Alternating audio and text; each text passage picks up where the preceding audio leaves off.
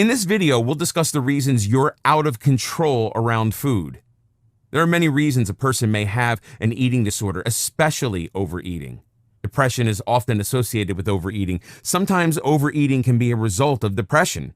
At other times, it can be the other way around, whereby a person's depression is caused by their eating disorder. Another complex factor that can influence the development of overeating is a person's genetic or biological makeup. The environment you live in and where you grew up can also play a significant role, along with your social situation. It's believed that a person's upbringing and social development when young and the way in which they were taught to deal with their emotions and emotional pain or conflicts can have a significant impact on their eating habits and stress-related eating patterns. Studies show that many people who binge can even experience losing consciousness and severely diminished perception of reality. When someone has a long history of overeating and then they try to restrict their food intake, their body's biological response will go into famine mode. In other words, their body prepares itself for a period of being deprived of food as a defense mechanism. It starts to shut down or slow down most of the normal functions in an effort to conserve energy. It also starts to trigger an array of different hunger sensors or natural craving mechanisms whose purpose is to spur the mind into searching for available food sources. This is a primeval survival technique left over from a time when food was a very scarce commodity and hard to get a hold of. The hunger hormone ghrelin is responsible for stimulating our appetite. Our body releases it when our stomach is empty, and it stops releasing it when our stomach begins to fill. While we eat, there are two psychological factors that are working. Our mind decides when we eat.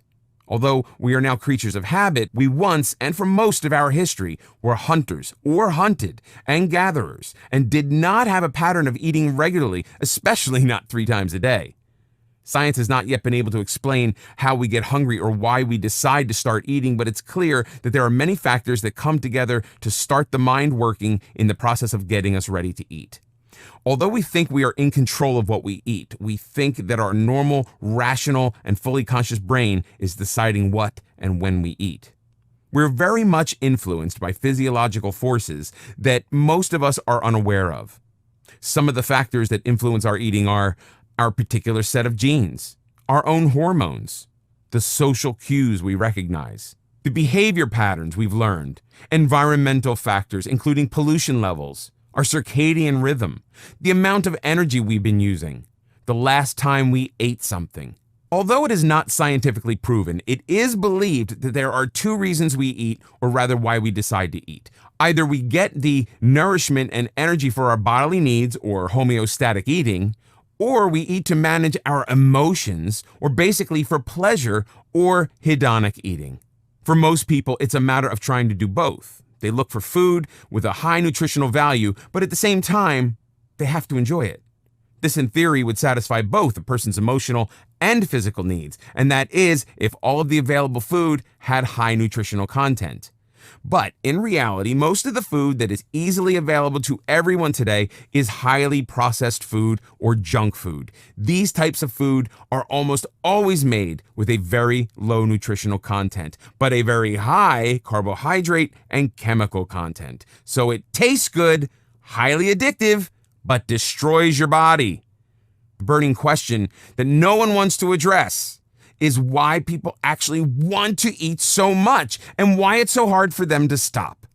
This is not a question of willpower, although some people with exceptionally strong willpower, although they are unlikely to be overeaters, will probably find it not so difficult to stop overeating.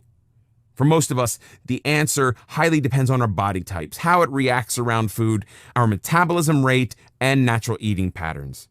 Our body evolved in a hunter-gatherer mode. It was not designed to eat the 3 square meals a day many health and nutritional advisors have been trying to convince us of for decades.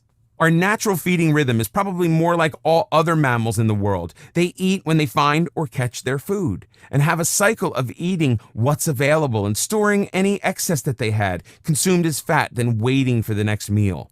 While waiting or sleeping, they would have been relying on using up their fat reserves, a natural feast and famine cycle. Eating is often done on autopilot, and our conscious mind hardly notices it.